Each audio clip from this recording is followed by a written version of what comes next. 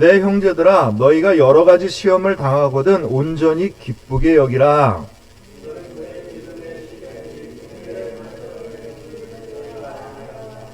인내를 온전히 이루라. 이는 너희로 온전하고 구비하여 조금도 부족함이 없게 하려 함이라.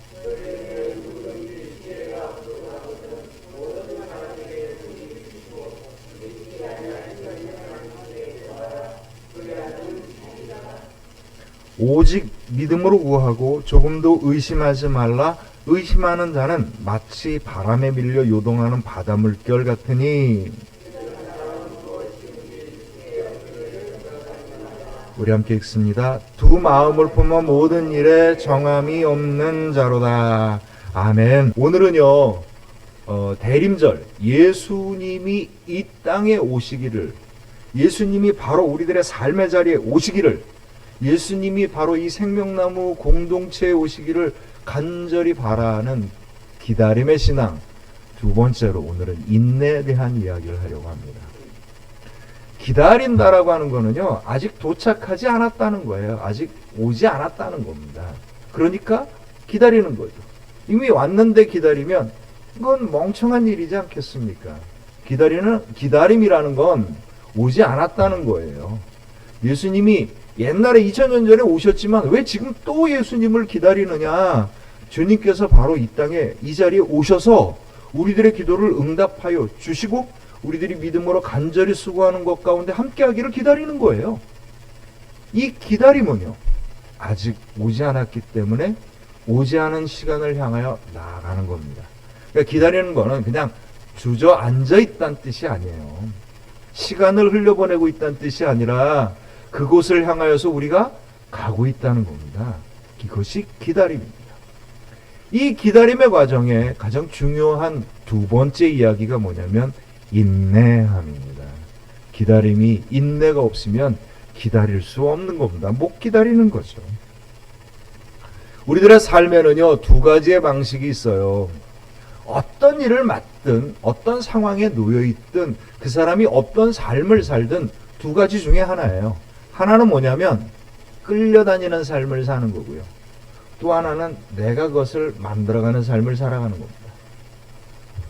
하나는 반응하는 거고 또 하나는 대응하는 겁니다. 누군가 나를 탁 쳐서 기분이 나쁘면 도대체 왜 그래? 하고 소리를 뻑 지르죠. 이게 반응하는 겁니다. 그 사람의 행동에 반응하는 거예요. 누가 나를 툭 쳤는데 어쩐 일이야? 맞아. 이게 대응하는 거예요. 우리가 조건이 안 좋아지고 어려운 일이 닥쳐지고 힘든 일이 생겼었을 때 못 견디겠어 라고 상황에 끌려가게 되면 이건 반응하는 겁니다. 그런데 어떤 상황이 있다고 하더라도 그래 한번 잘 만들어 보자 하고 만들어가게 될 때 이게 대응하는 겁니다. 신앙생활은 반응하는 게 아니라 대응하는 겁니다.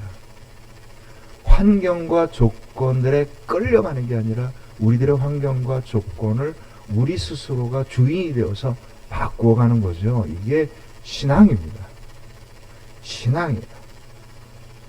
두 가지가 있습니다. 하나는 뭐냐면 반응하는 사람들의 가장 큰 반응의 모습은 분노입니다. 화가 납니다. 내가 원하는 대로 안 되니까 화가 보락 나고 좌절하고 주저앉고 이것이 반응하는 사람들이 갖고 있는 특징이에요. 그래서 분을 품지 말라. 성경에 이 분노에 대한 얘기가 굉장히 많이 나와요. 왜 그렇겠어요? 사람들이 반응하게 되면은요, 제일 먼저 뭐가 나오냐? 화가 납니다. 못 견디니까 화가 나는 거죠. 대응을 하게 되면, 잘 견디게 되면 어떤 형태의 모습이 나타나냐면 인내하는 모습이 나타납니다. 인내하는 거는요, 기다리는 자가, 인내하는 것은 소망이 있는 자, 인내하는 것은 내 삶을 다른 것으로 바꾸지 아니하고 만들어가는 사람들에게 나타나는 특징인 겁니다. 그래서 성경은요, 우리에게 분을 품지 말고 인내하고 참아 잠잠히 기다리라라고 얘기를 합니다. 왜 참아 잠잠히 기다립니까? 바로 주님이 우리의 소망이기 때문이고, 주님이 우리와 함께 하시기 때문이고, 주님을 통하여서 우리의 믿음의 열매가 맺어진다라고 하는 것을 우리가 믿고 만들어가고 있기 때문입니다. 어떤 일이든지 간에 인내는요, 소망을 갖고 있는 것이 인내고요. 내 삶을 그 소망 때문에 충실히 만들어가는 것, 이것이 바로 인내입니다. 그래서 신앙생활을 열심히 하는 자는요, 소망 가운데 중심이 있고 충실함 가운데 내 믿음의 삶을 만들어갑니다. 신앙생활을 하는데 하나님에 대한 소망이 흐릿한다면, 그 소망이 뭔지도 모르고 그냥 나아간다면 이거는 사실 온전한 신앙이 아닌 거예요. 그리고 신앙생활을 해나가는데 내가 나에게 주어진 목표를 충실히 감당하지 않는다면 이 온전하지 않은 신앙이에요. 그래서 오늘 인내를 어떻게 하라고요? 어떻게 이루라? 온전히 이루라. 인내를 통해서 우리들의 신앙이 온전하여지는 겁니다. 우리들의 신앙이 제대로 된 신앙이 되는 거예요. 많은 사람들이 신앙을요, 마음속에 있다고 생각하고 하루를 정해서 교회 한번 나오면 신앙생활을 한다고 생각을 하지만, 성경에서 이야기하는 신앙생활은 뭐냐면 하나님께 소망을 두고 그 소망을 향하여서 내 삶을 주님과 동행하며 만들어가는 것, 이게 신앙생활이에요. 그래서 신앙생활은 반응하는 게 아니라 인내함으로 만들어가는 겁니다. 모든 사람들이 고통을 당해요. 어려움이 있습니다. 뭐 각각 다르죠. 그게 어떻게 똑같을 수 있겠어요? 똑같을 수 없습니다. 제 후배 목사 중에 한 명이 선천적으로 소아마비예요. 이 친구는요, 걷는 것이 쉽지 않습니다. 그러나 저는 걷는 게 쉬워요. 사람마다 고통을 겪고 어려움을 겪는 일들이 각각 다른 겁니다. 당연히 다를 수밖에 없죠. 그런데 세상 사람과 그리스도인들의 차이가 있습니다. 세상 사람들은요, 우리가 감당할 수 없는 어려움과 고통과 문제가 있었을 때 그것을 피하려 합니다. 왜 그렇겠어요? 우리가 그것을 당당하게 맞기에는 우리가 너무 약하기 때문이에요. 그래서 돈으로 풀려고 하고 세상의 힘으로 풀려고 하고 다른 손에 움켜진 것으로 우리들의 문제를 풀어가려고 하고 있어요. 그러나 그리스도인들은 달라요. 피하지 않고 다른 것에 의지하지 않습니다. 그리스도인들은 누굴 의지하는 겁니까? 하나님을 의지하는 겁니다. 그걸 다른 것으로 맞이하지 않냐고. 무엇으로 맞아요? 내 삶으로 맞이합니다. 그리스도인들은 피하지 않냐고. 내 삶으로 당당하게 맞이합니다. 왜 그렇겠어요? 하나님이 우리와 함께 하시기 때문입니다. 오늘 보면 야고보서에 보면 뭐라고 얘기하냐면 3절에 보면 이는 너희 믿음의 시련이 인내를 만들어내는 줄을 너희가 알미라. 믿음에 뭐가 있어요? 시련이 있습니다. 근데 이 시련의 원어 뜻이 뭐냐면 노키온이라고 합니다. 노키온이라고 하는데 이 노키온이라고 하는 게 무슨 뜻이냐면 꼼꼼하게 조사한다는 거예요. 이게 우리나라 말이 이게 성경으로 번역을 하면 그 원어에 맞는 말이 없는 경우들이 있어서 비슷한 걸 번역을 해서 이게 실현이 된 건데, 원래 헬라어 원어의 뜻은 뭐냐면 꼼꼼하게 조사하는 거예요. 검증하는 겁니다. 그러니까 학생이 대학을 갈 수 있는지 능력을 점검하는 게 뭐예요? 수능 시험이죠. 이게 점검하는 거예요. 점검입니다. 근데 그 점검이 그걸 준비하려면 어떻게 돼요? 그걸 넘어서야 되니까 많은 걸 준비해야 되잖아요. 그러니까 쉽지 않은 일인 거예요. 우리가 겪는 모든 일들은요, 우리가 당하는 일이 아니라 우리들의 믿음을 통하여서 승리로 넘어가는 검정의 과정이라는 거예요. 이게 야고보서가 하는 이야기입니다. 야고보서는요, 세상에서 우리가 겪는 모든 어려움의 힘든 일들과 고통과 풀어야 될 숙제와 우리가 감당하지 못할 모든 일들을 뭐라고 보는 겁니까? 믿음의 시련이라고 보는 거예요. 믿음을 통하여서 이것이 하나님께서 응답하실 일이라고 보는 겁니다. 우리들의 믿음은요, 어떻게 만들어지느냐? 마음속에 굳건히 믿고 믿음을 주옵소서, 주옵소서, 주옵소서. 이렇게 해서 믿음이 만들어지는 것만은 아닙니다. 물론 믿음의 간절한 사모함이 있어야 되겠지요. 그러나 진짜 믿음은 어디서 만들어지는 거예요? 우리들의 삶 속에서 만들어지는 겁니다. 하나님에 대한 소망을 붙잡고 우리들의 믿음의 삶을 충실하게 만들어 가면서 믿음의 삶이 이루어지는 거예요. 많은 사람이 기도하면 믿음이 충만해진다라고 얘기합니다. 맞아요. 근데 그 기도라는 것이 마음으로만, 말로만 하는 기도가 아니라 우리들의 마음을 다하고 뜻을 다하고 힘을 다하는 기도여야 하는 겁니다. 우리들의 영과 우리들의 혼과 우리들의 육이 다하는 기도여야 돼요. 우리들은 기도를 말이라고 생각해요. 기도는 말이 아닙니다. 내 삶을 하나님께 여는 거고요. 내 마음과 내 생각과 내 삶 가운데 주님을 만나고 영접하고 임재하는 것, 이것이 바로 기도이기 때문이에요. 그래서 욥기 23장 10절에 자기가 겪는 시련을 통하여서 뭐라고 믿음의 중심을 지키냐면 이렇게 얘기합니다. 그러나 내가 가는 길을 그가 아시나니 그가 나를 단련하신 후에는 내가 순금같이 되어 나오리라. 아멘. 믿음이 어떻게 온전하여지고 믿음이 어떻게 순결하여지고 믿음이 어떻게 하나님이 기뻐하시는 믿음이 되는 겁니까? 바로 시련의 과정을 통하여서 인내하는 믿음을 통하여서 믿음이 온전하여지는 겁니다. 우리가 겪는 모든 일들은요, 믿음의 눈으로 볼 때와 세상의 눈으로 볼 때가 달라지는 거예요. 왜 그렇겠어요? 그 일들의 결과는 정말 우리들의 소망과 우리들의 믿음에 따라 결과가 달라지기 때문입니다. 리바이 스트라우스라고 하는 사람이 있었어요. 이 사람은 천막을 만들어 제공하는 천막 제조업자였습니다. 1860년대 미국에 한참 서부에 금광의 열풍이 불어가지고 금을 캐러 다니는 사람들이 그냥 서부로 몰려가는 겁니다. 근데 이제 주로 거기는 지금은 미국이 그냥 전역이 거의 이렇게 다 도시화되어 있지만 그때는 미국의 서부라고 하는 건 그냥 황량한 벌판이라는, 사람들이 천막을 갖고 갈 수밖에 없었던 거예요. 작든 크든 천막을 하는 거예요. 천막을 제조해서 파니까 이게 불티나게 팔리기 시작을 했어요.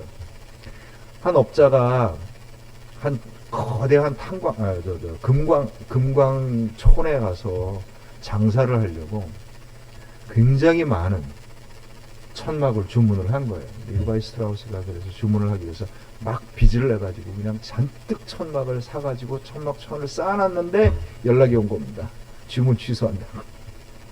갑자기 재고가 확 쌓이니까 이 사람이 다 어떻게 할 바가 모르잖아요. 빚 지어서 이거 막 얻어냈는데, 그러니까 이제 망하게 생겼으니까 이거 어떻게 하면 좋을까 고민하던 중에 그가 기발한 생각을 해냅니다. 천막을 만든 그 질긴 천으로 바지를 만들었어요. 여러분들이 잘 아는 청바지의 시작입니다. 리바이 스트라우스의 이름을 줄여갖고 리바이스 청바지의 시작이 그렇게 시작됐습니다.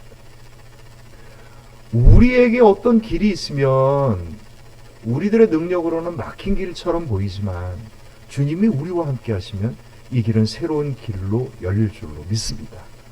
이것이 믿음이에요. 믿음은요, 우리가 있는 모든 길들 속에 하나님께서 우리에게 열어주시는 선한 길을 향하여 나아가는 겁니다. 이 선한 길을 향하여 나아가는 모든 믿음의 여정을 우리는 뭐라고 부르냐면 인내라고 부릅니다. 인내는 소망이고요. 인내는 소망을 향해 나가는 우리들의 충실한 믿음의 삶인 겁니다. 그래서 이 믿음의 시련을 넘어가는 인내의 믿음을 통하여서 우리들 믿음이 온전하여지는 거죠. 그래서 4절에 이렇게 얘기합니다. 인내를 온전히 이루라. 이는 너희로 온전하고 구비하여 조금도 부족함이 없게 하려 함이라. 그래서 인내하는 믿음의 특징은요, 도망가지 아니하고 그냥 맞이하는 겁니다. 내가 할 수 있는 일에 최선을 다하는 거죠. 남들이 볼 때는 뭐 이래 믿는 사람이 뭐 왜 그렇게 살아? 이렇게 볼지 모르지만 우리는 조금도 그렇게 생각하지 않아요. 나에게 주어진 일들 가운데 내 믿음에 충실한 삶을 살아간다면 이것을 통해서 하나님께서 천국의 열매를 맺어주실 줄을 우리는 믿고 있기 때문입니다. 믿음의 눈이 세상의 눈으로 바뀌어버리면요, 항상 겉으로 드러난 건 봐요. 이 사람이 건강한가? 이 사람이 돈이 많은가? 이 사람이 하는 일들에서 세상의 결과가 주어졌나? 이런 걸 보는 거죠. 그러나 우리들의 믿음의 눈은 그렇지 않습니다. 하나님이 우리에게 주신 소망을 향해져 있는 것이고요, 주님이 우리와 동행하는 그 삶 가운데서 진정한 기쁨을, 감사함을 우리가 고백하는 겁니다. 어려움과 고통 때문에 믿음의 길이 아닌 다른 길을 찾아가는 사람들이 있어요. 그 사람들에 대한 이야기가 6절부터 8절까지 나옵니다. 오직 믿음으로 구하고 조금도 의심하지 말라. 의심하는 자는 마치 바람에 밀려 요동하는 바다 물결 같으니 이런 사람은 무엇이든지 주께 얻기를 생각하지 말라. 두 마음을 품어 모든 일에 정함이 없는 자로다. 아멘. 어려움과 고통 때문에 분노와 원망이 휩싸일 때가 있습니다. 그건 우리가 다 똑같이 겪는 일이죠. 그렇기 때문에 그런 일들을 겪게 되면 보다 수월하고 쉬운 길을 찾으려고 해요. 받는 것보다 주는 것이 복되도다라고 사도 바울이 주의 말씀을 들었는데, 우리는 사실 받는 게 더 편해요. 주는 게 쉽지 않잖아요. 그래서 늘 사랑의 관계가 갈등이 생길 때는 받으려고 애를 쓰게 되면 갈등하게 되는 거고요. 사랑이 충만하게 되면 주는 것이 많을 때 사랑이 충만해지는 겁니다. 남들을 섬기기보다는 남들이 나를 알아주길 원하고 나를 섬겨주길 원해요. 그러니까 제일 속상하게 사람들한테 상처받는 게 뭐겠어요? 저 사람이 나를 이 정도밖에 생각 안 해. 저 사람이 내 생각을 몰라줘. 뭐 이런 거죠. 뭐 이런 것 때문에 수도 없이 상처받지 않습니까? 그 사람을 더 헤아리고 더 사랑하고 그 사람을 더 섬겨야 된다라는 마음이 있게 되면은요, 내가 받은 그런 것들에 대해서 그렇게 크게 구애받지 않아요. 나누는데, 베푸는데 인색하고, 우리가 갖고 있는 것들을 애써서 베풀려 하지 않습니다. 신앙생활을 할 때도요, 교회 나와서 받으려고 생각하지 교회를 위해서 열심히 섬기려고 하지 않아요. 헌금하는 데도 인색하고, 봉사하는 데도 인색하고, 마땅해야 될 일인데도 인색합니다. 자신을 더 나은 사람들로 만들어 가기보다는요, 내 주변의 환경이 더 좋아지면 내가 더 행복할 수 있다고 믿으며 살아갑니다. 은혜를 향하여, 주님의 은혜를 향하여 나를 변화시켜 나가기보다는 내가 앉은 자리에서 주님이 주시는 은혜를 받으려고 하죠. 이거는 인내하는 신앙과 삶이 아닙니다. 인내하는 신앙과 삶이란 주께서 우리에게 주신 소망을 향하여 내가 갖고 있는 모든 것에 충실함을 다하는 것, 바로 이게 인내함의 신앙입니다. 의심과 상처가 우리들 안에 신앙에 물들어갑니다. 작은 일에도 쉽게 상처받아요. 주님께서 하신 약속이 의심되고 믿어지지가 않는 겁니다. 그렇기 때문에 진정한 믿음으로, 더 나은 믿음으로, 주님께서 기뻐하시는 믿음으로 천국의 열매가 내려지는 믿음을 향하여 나아가지 못하는 겁니다. 무엇 때문에? 인내하지 않기 때문이에요. 나에게 주어진 목들을 충실하게 감당하면서 당당하게 맞이하지 아니하고 이리저리 피하고 나에게 쉬운 길을 선택하려고 애를 쓰기 때문입니다. 그래서 이런 사람들에 대해서 7절에 뭐라고 얘기합니까? 이런 사람은 무엇이든지 주께 얻기를 생각하지 말라. 성경은요, 가성비를 따져서 효율적으로 적은 노동으로 많은 득을 얻을 것을 원하지 않, 그런 걸 이야기하지 않습니다. 그건 세상의 축복이에요. 우리가 수고한 것보다 더 큰 은혜를 주시는 게 성경의 축복의 원리인 거지, 내가 조금 일하고 나는 조금 했는데 하나님께서 크게 주셨어, 이건 세상의 방식이에요. 우리는 할 수 있는 걸 다 했으나 우리가 한 것보다 주께서 더 큰 은혜를 주셨다. 이게 천국의 축복에 대한 고백인 겁니다. 이 사람들을 뭐라고 얘기하냐면 두 마음을 품어 모든 일에 정함이 없는 자로다. 두 마음을 품었다. 많은 분들이 이게 우상숭배 얘기를 해요. 뭐 그렇게 보아도 되죠. 넓게 큰 의미로 본다면. 근데 원래 성경의 야고보 사도가 지금 하는 이야기의 두 마음은 뭐냐면 온전하지 못한 믿음을 얘기하는 겁니다. 인내하지 못하는 믿음을 두 마음이라고 얘기해요. 정말 하나님을 믿고 정말 내 영혼과 삶을 다하여서 나가지 못하고 그래서 견디지 못하니까 쉬운 믿음을 선택하고 쉬운 방법을 선택하고 자기가 편한 방식으로 나아가다 보니까 인내가 없는 믿음이 되었다. 이게 두 마음을 품은 믿음인 겁니다.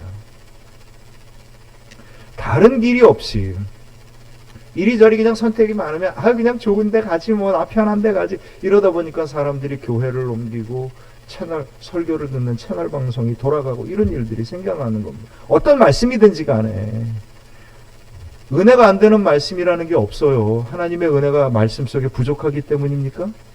아닙니다.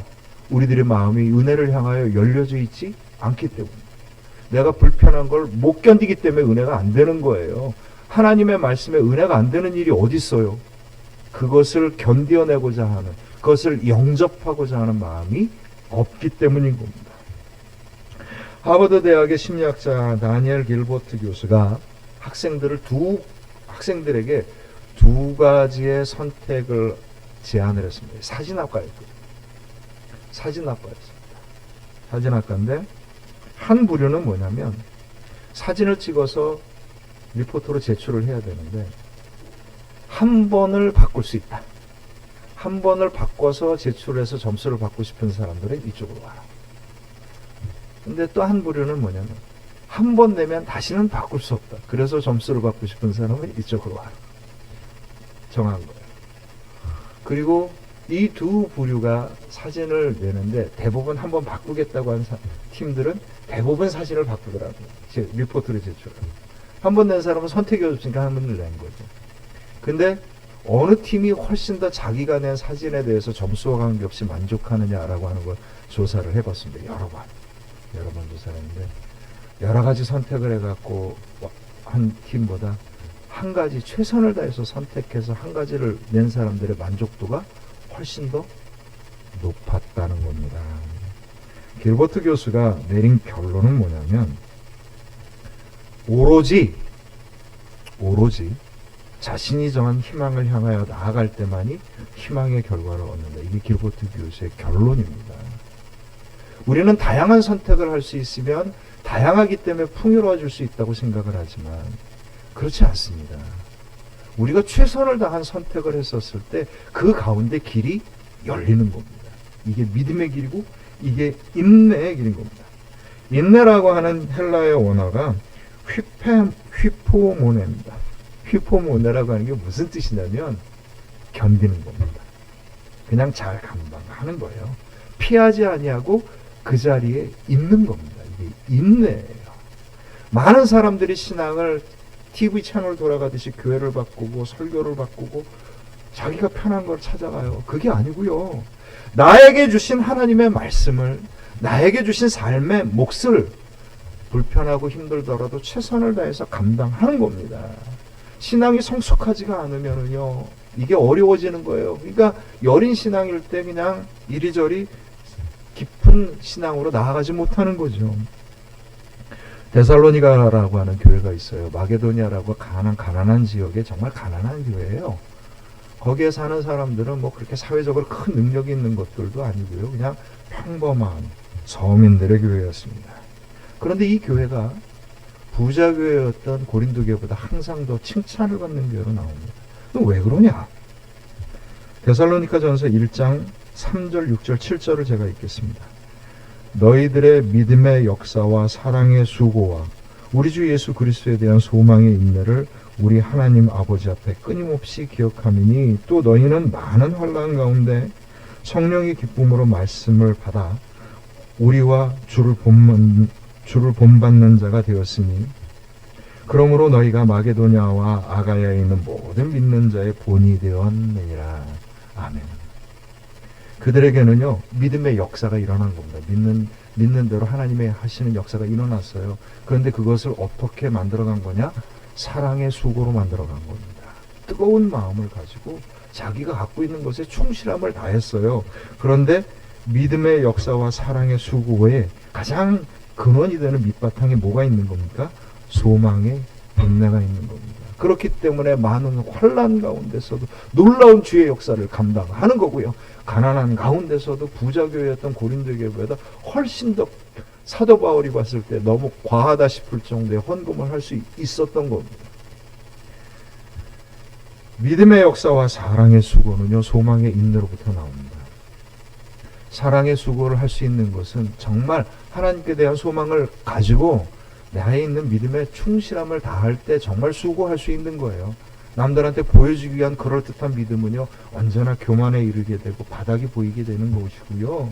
진정으로 인내의 소망을 가지고 사랑의 수고를 다할 때 뭐가 일어나는 거예요? 믿음의 역사가 일어나는 겁니다. 우리들의 믿음의 역사가 어떻게 일어나요? 하나님이 우리와 동행할 때 일어나는 겁니다. 1928년에 이건 전에도 한번 제가 말씀드렸던 이야기입니다. 뉴욕의 브롱스에 폴리머스라고 하는 교회가 있었어요. 1928년도에 설교를 막 하는데 한 나이든 흑인 여자분이 설교가 마칠 때쯤 됐을 때 목사님 근데 막 누가 봐도 기력이 쇠해서 곧 죽을 것 같은 그런 이 얘기는 제가 꼭 해야 되겠습니다. 나한테 간증을 한번 하게 해주십시오. 아니 여러분 저한테 그렇게 요구하시면 곤란합니다. 제가 그런 시간을 따로 마련해 드릴게요.